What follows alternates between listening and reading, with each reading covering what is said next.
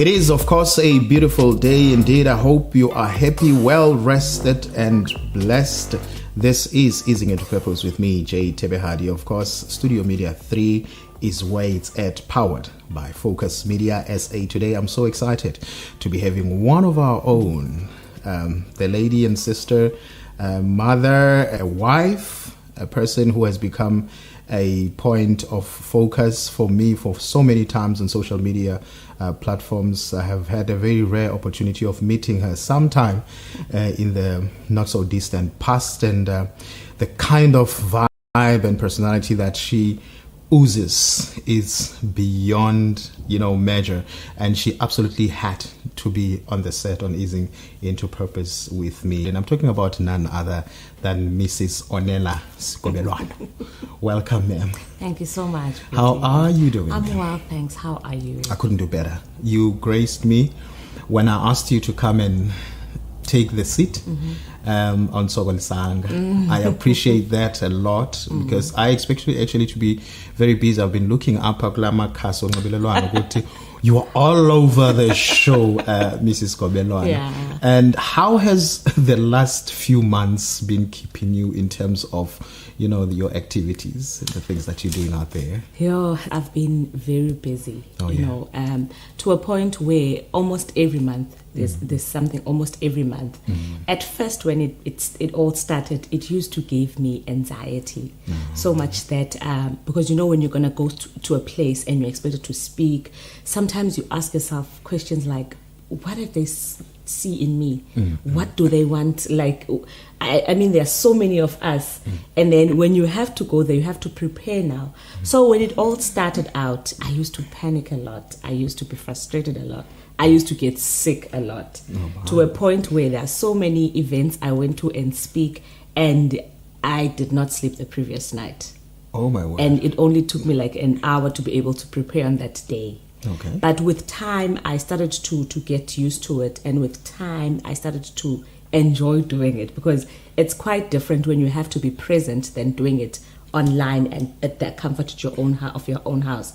So I had those challenges, but with time, I got used to it. So what you're saying to me right now is you're no longer getting sick before you go and do the speaking. I think I can safely say yes. Yeah. For those that do not know, Mrs. Sigobelwana is an influencer, but she's not just an influencer. She's a specific type of an influencer, and I'm not going to be going and running around it. She is intentionally into that space for a particular purpose. You are a Christian influencer. Can you explain to us what a Christian influencer is? Okay, a Christian influencer. I think when I looked at, in fact, I called myself a Christian influencer, and I later went to look what a Christian influencer is according to social media, and I realized that what I'm doing is quite different to what they're doing, because you'd find that most of them, they're all about posting scriptures, doing Bible journaling, and doing Bible quizzes, Which, by the way, is not necessarily bad. Yes. And then when I started out doing live sessions where if the Holy Spirit would drop a message to me, I would go online, I would preach that message, I would pray for people, I would do fasting days, I would do prayer walks. I just recently did a prayer walk. So basically, Christian influencing is going on social media and influencing people. It's like online evangelism. Oh yes. Like back in the days, we would go out, put tents, do open airs. But now, because things are modern, we are doing it online. So it's basically that, going online and influencing people about the Word of God, teaching people, journeying with different people of different places with God and with their Christian journey. Yeah. And basically what actually that sounds like, it sounds like just purely an evangelist, and you just in a space. And I have reason to believe that your coming into that space is actually with the season and with the time. I remember the greatest time that I actually started seeing you do what you do. In fact, I actually know you better from that time, the lockdown. Okay. That's when you started well, not you started. That's when I started noticing, you doing what you're doing, and you stayed in that. And I'll tell you the reason why I actually noticed you, because that is a time when I also took the cameras up and then started to say that people are in the houses and there's a stress, there are suicidal thoughts, and there were a lot of things that were happening. And at that time, people could not go to church, where they actually would find, that kind of a support and that ease of anxiety and anxiety, and you kept on doing it after that. Was it brought about by the lockdown, or is it something that you always have? Okay, it was not brought by the lockdown. Okay. I started influencing way before the lockdown. Okay. But most people did not notice me or did not know of me, because at that time I was struggling to find my niche. Oh, yes. I was struggling to find my why. Why am I doing this? I always had it in me that I'm going to be an influencer. As soon as I learned about what influencers are, I realized that these people have got so much power and they've got so much voice. Oh, that's true. Yes, that's online. True. So I wanted to be that person, but I was not quite sure. So if someone had been following me prior to the lockdown, they would see that I've tried doing beauty, I've tried doing fashion, I've tried doing perfumes. Like I've tried doing a lot of different niches, but I would get exhausted easily and quickly. Yeah. Like I would do beauty, and then when I have to do my next filming, I'm exhausted, I'm drained. I actually hate even this thing I'm going to do. And I would not be so confident. Nothing pushes you. You actually have to push out of the reserve tank to actually do that. Sometimes I would shoot a video, and when I'm done and I'm watching it, I'm like, no. I don't like this. After shooting it. Imagine after putting in makeup and preparing and dressing up and everything. Makeup is expensive. And I felt that this thing is taking a lot from me. I must now prepare certain outfits. I must look like this, and I must put on makeup, and then I must do. So I felt like it was just a lot. So I kept on doing it, but I was not consistent. Yes. Up until I watched one video I did where I shared a scripture, and for the first time I felt this feels good. I felt this is me. This comes naturally. This is what I want to do. I started doing it. But when I started doing it, I was still a bit skeptical, because, you are young, and one of the things that we young people are, I don't want to say afraid of, maybe in lack of a better word, we are afraid of going on social media and being known that we are born again Christians. We want to compromise. We want everyone to, we want to be relevant. We want to be acceptable. We want to be acceptable, So when I started doing it in small portions, because I don't want to be too much, So when I started doing it, and one day I realized that, no, I feel like I'm not doing enough. Every time I would do it, I felt it was not enough. Oh, no. Until one evening, I decided to just go live, because there was this burning sensation in me. There was this word, there was this message. I started doing a live. I started preaching on that live. Okay. I did not talk, I preached. Oh, yeah? I started preaching on that live. And as I was preaching, people were reacting. People were sending in comments. And as I was preaching, because, the funny thing about preaching online, especially on a live, you can see their reaction. It's different when you're doing it in a church setup, because some would just be quiet, but now they're commenting, and you are reading the comments as you are preaching. So I got a bit overwhelmed, but I was like, this feels good. As I saw the hearts, I felt this feels good, and I kept on doing it. And after that session, I never stopped. And this is a very interesting thing when you say that. Then in the church, you probably would not get that kind of a feedback, but you actually get that feedback online. Well, I have a different take to that. I feel like I want to be with some people, and and if you're not going to shout, and I'm gonna yank it out of you. But online is it's a different story altogether. But also, what is actually happening there is not only those that are actually reacting and interacting. There are people who are just watching there and they're not interacting and whatnot. What is, in your opinion, the importance of really Christians? Because you said something that is very crucial here, that people are afraid. Christians are afraid to come out and say, I'm a child of God, I'm a Christian. Once you say you're a Christian, there's this pressure that comes onto you. We expect a lot from you. And some of the expectations, of course, are ridiculous. But they're going to be put on you. How do you then deal with that kind of...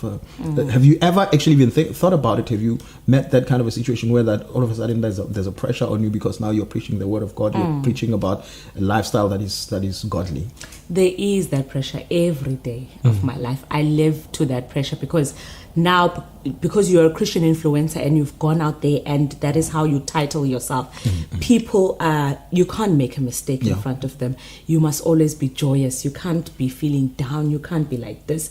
Like I recently had, because I just joined the TikTok space. So I recently posted a video on TikTok praying at the beach. And people are like, you are not supposed to dress like this. You are not supposed to do this. Why are you filming? Why are you doing this? Why are you doing that? So every day I live up to that pressure. But one thing I always tell myself is that this is the only thing I've come on this earth to do. Others have come to do businesses. Others have come to do makeup. Others have come to... So if I'm going to be apologetic, then it means I'm not living my fullest. So those pressures, they are there, especially as a Christian, and those expectations sometimes are... But I take those expectations in a positive way.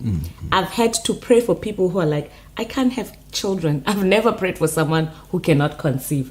I've never prayed for someone who's at the verge of getting divorced. I've never prayed for someone who wants to kill themselves now. But those expectations, when they come to you, they come to you expecting answers. You can't say to them, I don't know. The minute you give them that answer, I don't know, I don't have a solution, you are making them feel that you are rejecting them, or you are being off towards them, or you are being selective, you have your own people. So those expectations have put me on that spot, and they've stretched me. Honestly, they've stretched me. I took them positively. Sometimes sometimes it is draining. I don't want to lie. It is draining. The Christian influencing, I feel like it's the most difficult thing to do, because people have this, they put you on this pedestal and they want you to live your life according to the way that they've put you on.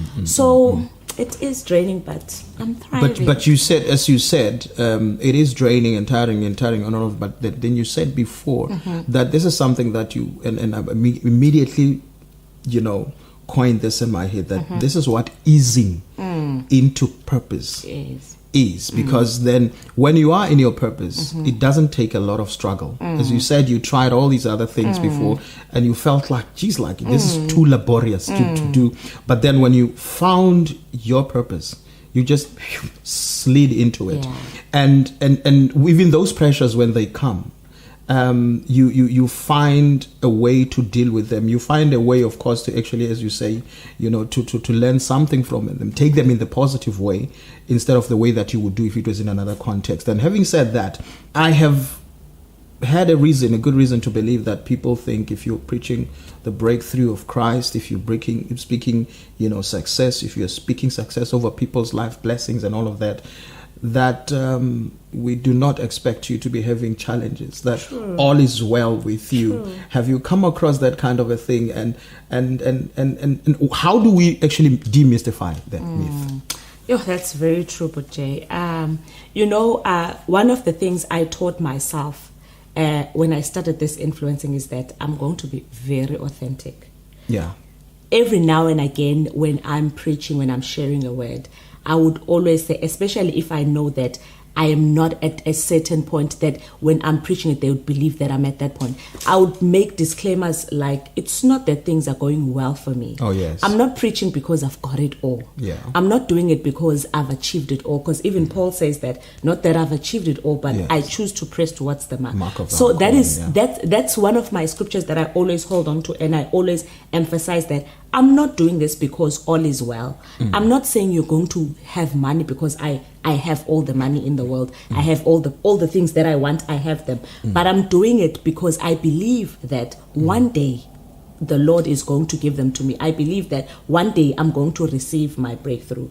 So I always experience those things, and when I'm experiencing them, I always make sure that I'm very honest with them. Because I don't want people coming to me believing that I have it all, but I know that I have something that can lead to me having it all, but currently I don't have it. You don't have it all. And there are, of course, some of the testimonies that actually keep you going. And there are things that, every now and then you even when it gets tiring along the way, something that picks you up. But can you share some of those experiences with us?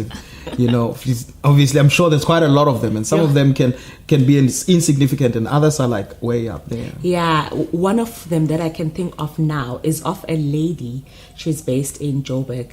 I do, of course, share them on my Instagram, but I don't reveal the names. Okay. This lady, she was working as a cleaner at where she was working. And then as we were praying, because I remember at this time we had a 7-day of fasting and prayer. So every morning I would pray on YouTube and send the prayers at 5 a.m. And then in the evenings at 7, we'd have a live prayer. So we'd declare that today we're praying for employment, on this day we're praying for barrenness, on this day we're praying for marriages, and this day we're praying for education. So this lady, she was working as a cleaner at her workplace.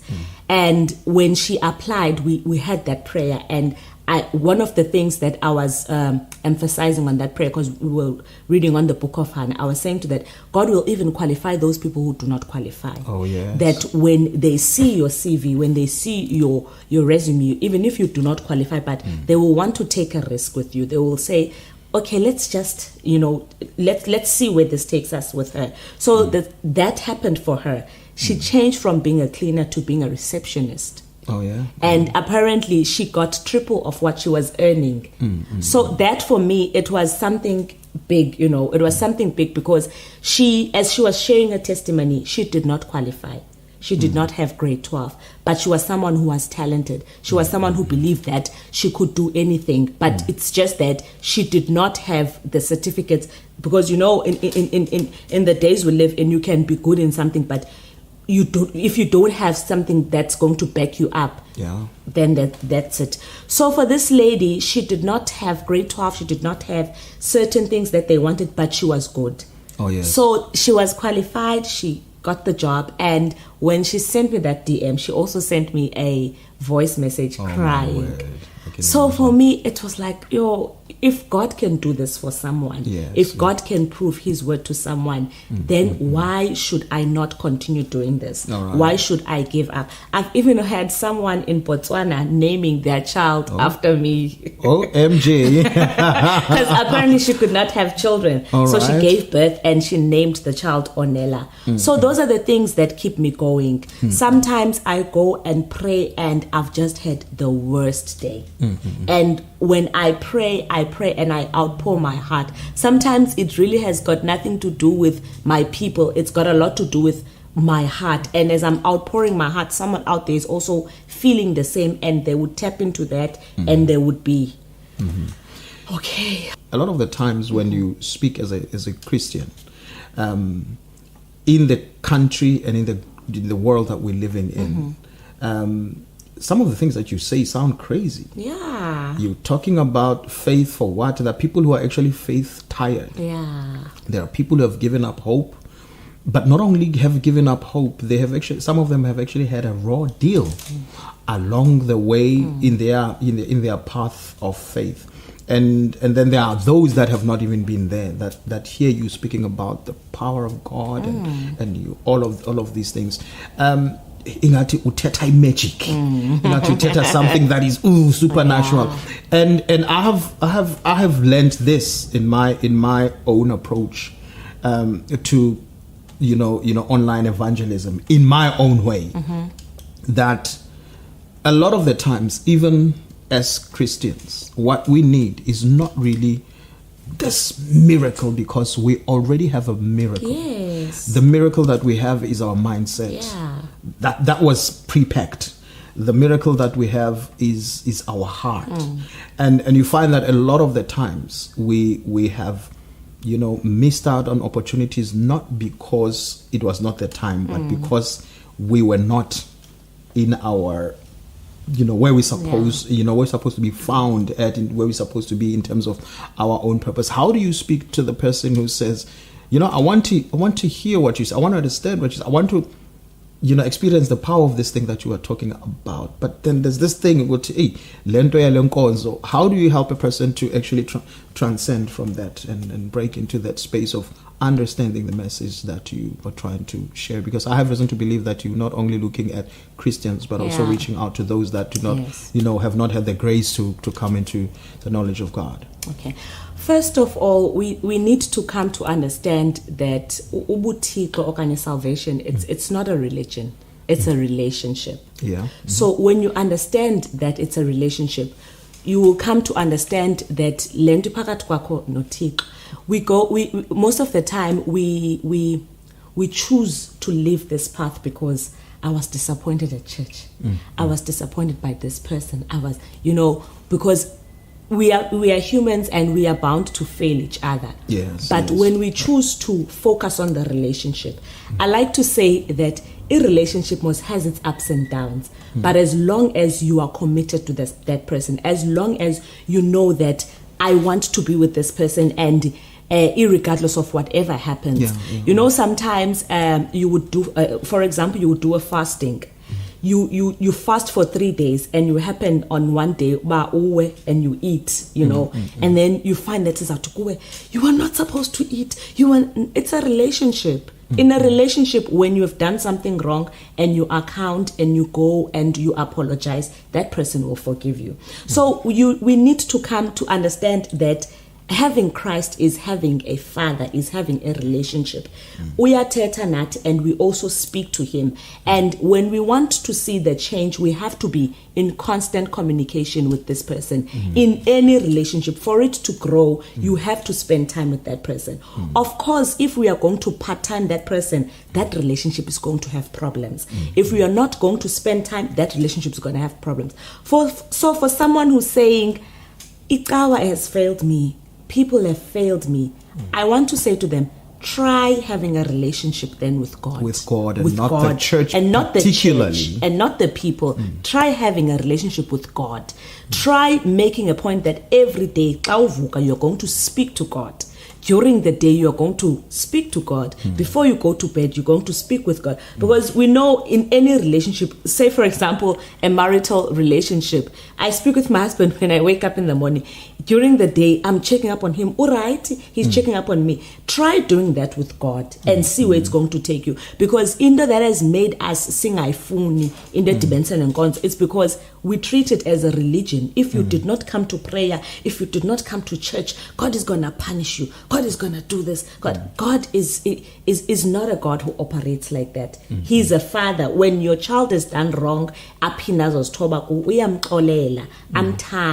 there's something I also like to say is that the way I've grown in my Christian journey with God, there would be days where I would just shut away from everything and I would just go and be with God, and it would comfort me.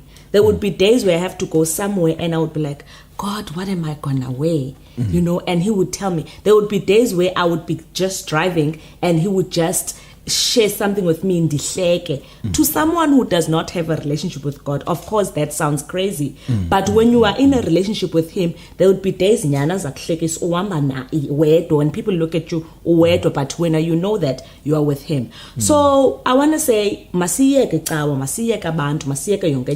let's try having a relationship with God. It always has failed, but God will never fail us. And more than half the time, the reason for that is because even amongst ourselves in the church, as brothers and sisters, I mean, I can go as far back as in the family, as siblings. Yeah. We do step on each other's toes. It does happen, but we don't say, you're no longer my brother. Yeah. You're no longer my sibling. That's true. If even between parents and children, you don't cut the relations altogether. And the nature of the relationship between human beings is actually going to be such that you will hurt me and I will hurt you sometime. Yeah. And it's a question of us mending that, because wherever I go, if I leave you because I feel that you are hurting me, and then I go to another place, you're going to find human beings. For as long as they are human beings, they are going to nip you somewhere else as well. It's going to be a circle that continues and on and on and on. And as we speak today, we are right in the heart of Youth Month. We are living in the times when youth are faced two things which I believe are very problematic. Number one, they are faced with a huge platform where everybody speaks their mind, and a lot of the times it's not the positives. We talked about the young people of 1976 for a very long time, how they charted their own path.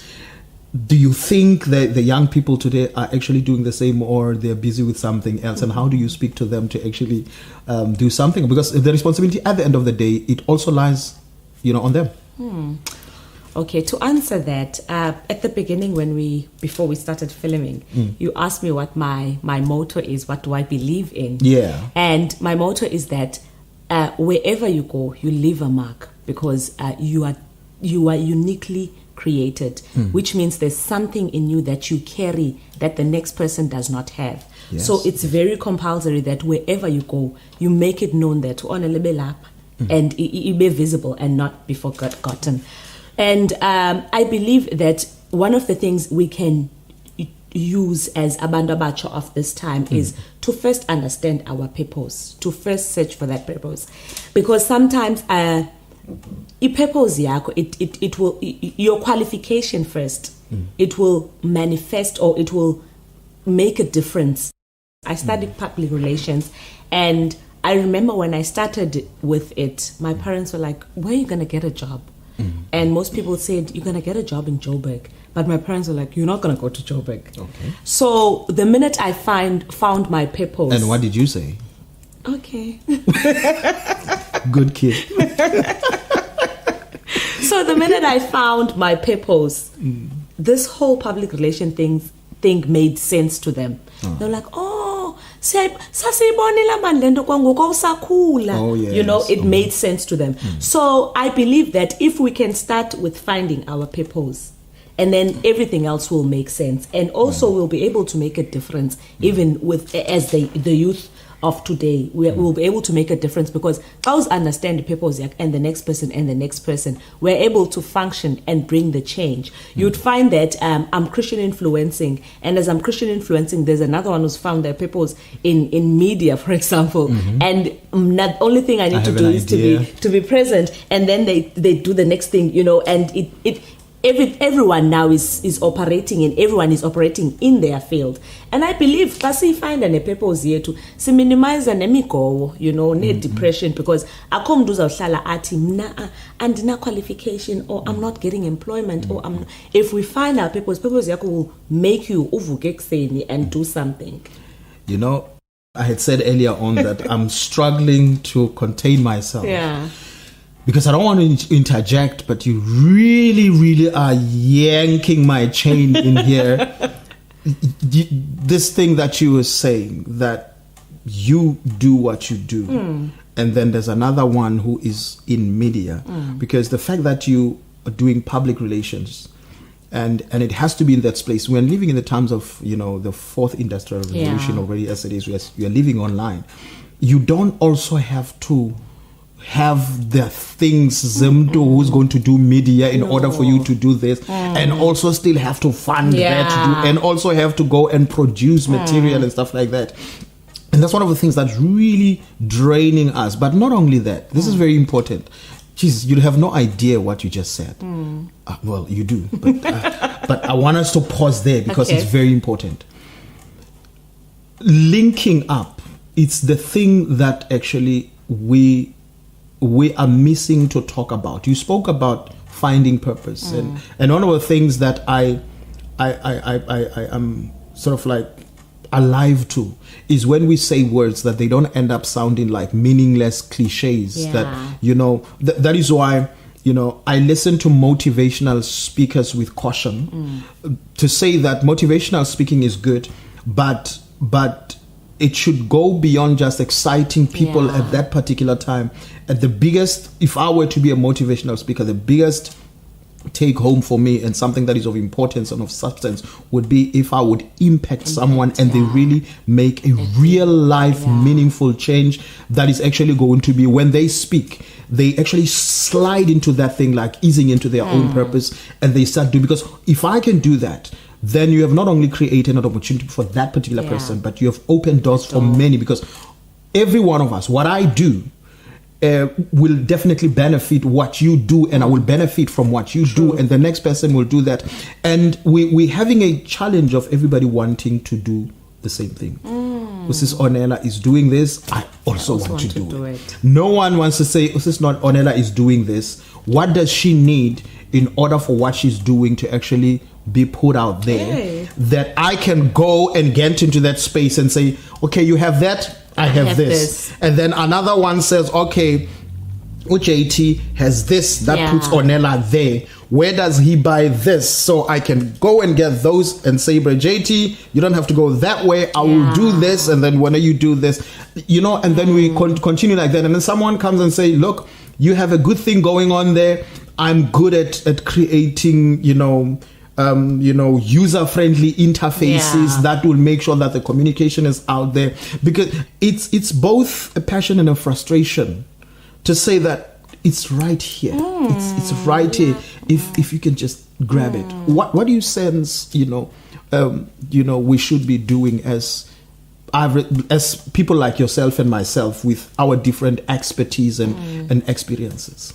I think Tina, we need to push more into of living your purpose to begin with, and also being unapologetic about it. Yes, and also emphasizing on the fact that the little that you have, start with it. You mentioned something that I can relate to a lot. I have so many young people who DM me at I want to start this, but problem is I don't have a capital. I want to start this, but I don't. And I always say, start with what you have, the little that you have, and then be consistent. You start with it and you be consistent. And as you are doing it, someone will recognize you. When I started with my influencing, I never in my life thought and be filmed and someone calling me saying, and by the way, you did not call me to ask for this. Yes, I had to headhunt you. He called me. I had to get you from Msebenzi, busy, I yanked you out of there. Yeah. So as you are doing it consistently, ukhona someone who's going to notice you and say, you know what, this for me, it's TV for me. People close to me know that one of my biggest dreams is to be on TV. So this is my dream. I'm living my dream right now. All because you were doing. I'm doing yourself, my thing, living in your purpose. You were not even chasing TV, but you did yourself, and TV is chasing you exactly. now. And this is just a very, very small platform. You're still going places, by the way. It's just the beginning, After this, I know, but boom. So if we can just be those people, if we can just emphasize that, and of course, Sibe, I love being authentic. Be as authentic as you can be to the people. People need to know, Nokbana, I'm facing this challenge and I'm filming with my cell phone. I'm doing it with this. People need to know, because people don't want to do these things because you have to have this glitz and glam before you can do it. And then after it, we have to emphasize on the fact that there's also a small project that I'm going to begin with, but you'll hear about it as Ixesha Lihamba. And I'll definitely yank you into it as well, because I want to know about it. So that project I'm starting with, it's not small though. It's a small thing, but it's a big thing because it has to start there. It's a big thing. And in fact, I have reason to believe that this is actually one of the biggest blockades for progress and for growth, for development, personal development, and for success, in inverted commas. That people, when you give a person a seat, they look at the size of a seat and say, what am I going to do with this? And if you say to a person, I'm going to give you 3 cameras and 3 lights and 3 microphones and all of that, then they will say, if you give me that, then I will do television production. They're waiting for that, but they will not start with a cell phone. And that is where the biggest problem is. And that's why I'm saying that it's small. What you're saying, it's small, but in its smallness, it's big. It's big, yes. And I'd love to see that. You see, now you're pushing me to band it. No, it's fine. You can keep it a secret for as long as you can be able to keep it. Let me try. All right. So this project I'll be working on, it's something that I'll be investing most of my time in. There's no funding. I don't know how I'm going to do it. I don't know who I'm going to approach, and I don't know if it's going to work. But because of mna believe in dokubana mandiqale, and also I believe that it's going to bring a change. I'm going to start with it, and like I'm saying, I don't even know if I'm going to get to one point to another, but I told myself that I'm going to start with a very small group. And I'm going to be consistent in that small group. And in the funding that I'm going to be in need of, it will catch up with me. So if we can have land or emphasizing because sometimes you find that kuthiwa influencer, but as long as we track it down, but ufike njani to that point, you know, I think we need to be that authentic that even people abasijongile are able to learn and track down doba. This is where she started. She started with having 50 views for 5 weeks or for 5 months. Even 50 views is a lot. You know? It's a lot. Some people start with no view. It's a lot. 1 view. It's a lot. And you keep at it. At it. It's a lot. I always say, land your views, you might take it for granted, but take those 50 people and put them in a room.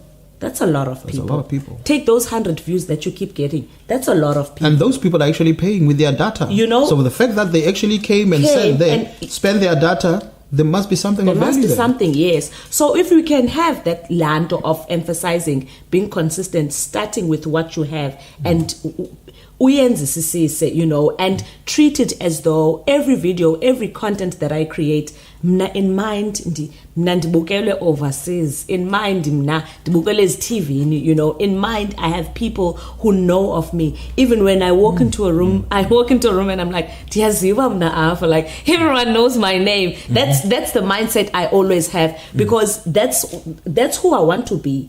That's where I want to be in life. So if a person, I walk into a room and they don't know me, then I really feel sorry for them. And they ask you know, if they don't know my name, you know. So if we can have la mindset of emphasizing to people, start with what you have, be consistent in it, and start walking in it as well.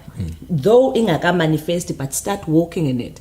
And when I started walking into this Christian influencing, I was shocked. Everyone at church started calling me Christian influencer, and I thought to myself, kunini ndiyenza lento, kunini ningandibizi lento, you know, kusuka kwathini. It's because I kept on doing it. I did it when they were cheering for me. I did it when they were not cheering for me. I kept on doing it until bakondoba. In fact, uyiyo wethu. You know, as you're speaking, a lot of beautiful, powerful nuggets just come back into my head, and here is the thing, you know.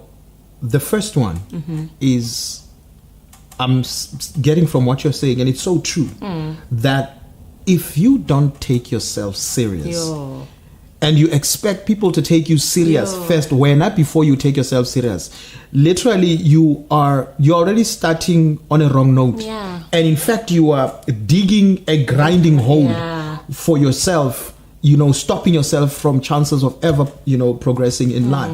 But here's another thing, and I want to bring this to the attention of the viewers. A lot of viewers do not know this thing. That the first time I spoke with Onela, it was when she saw something that I put up on social media, and she had the guts to say, "Ukolo puti," and she a long thing on my DM, a long thing explaining why she wants to come where I'm doing what I do, so that she can learn from what I'm doing. And in fact, she actually even went on to say, I'll even pay for that. For me, that caught me, and I'll tell you why. When you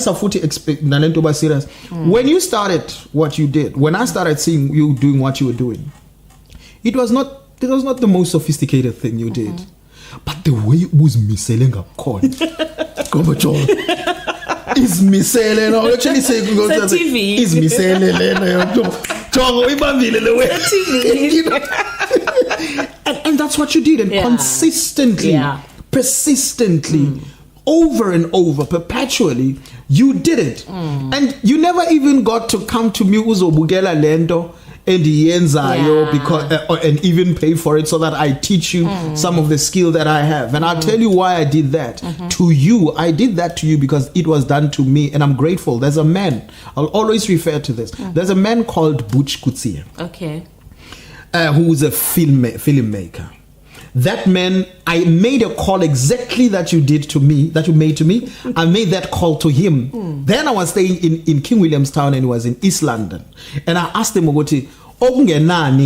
let me do everything that you hate doing. Just allow me to see what you're doing. Yeah. And you teach me some of the things that you're doing. That's all I need. And I don't even need for you to transport me to the places. Wherever you go, I will do that myself. Still, he gave me a run around for more than 6 months. Okay. The time when he said to me he was going to give me a chance, he didn't say it in that way. He said, send me some of the work that you have done, because I was persistent. Because I know that I'm good at what I do. I'm passionate about what I do. Yeah. But I know that he has experience. He has amava. Yeah. He has all the places that he has walked into that I don't need to walk into, because they would not avail anything. Yeah. He would know what pit holes I should actually not go to.